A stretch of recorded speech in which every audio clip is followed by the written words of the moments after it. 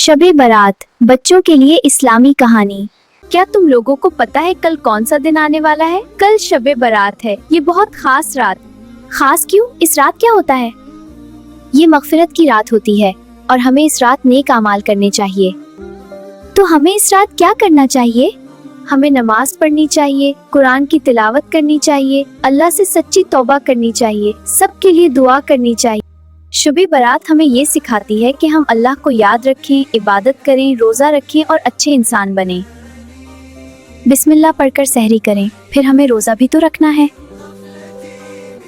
देखो, रोजा हमें सब्र सिखाता है और अल्लाह के करीब कर देता है।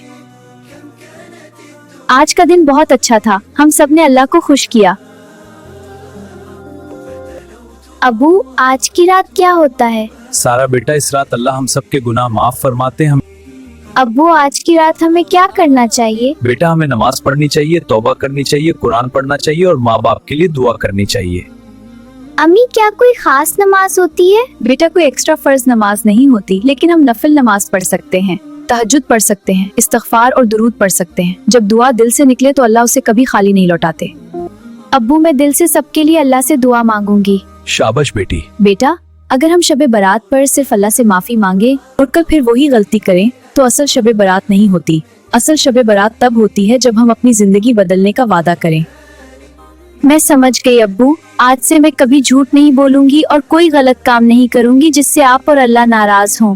शाबाश। चलें बेटी, नमाज का वक्त हो रहा है, मुझे जाना होगा। जी अब्बू, हम सब भी नमाज पढ़ने जा रहे हैं। या अल्लाह, हमें माफ फरमा दे, हमें अच्छा इंसान बना दे, हमारे वालिदैन और दोस्तों को सलामत रख और पूरी दुनिया पर रहम फरमा। आज की रात कितनी खूबसूरत है ना? जी, बहुत खूबसूरत है। अल्लाह हम सबको हमेशा खुश रखे, हमें नेक अमाल करने की तौफीक दे। आमीन।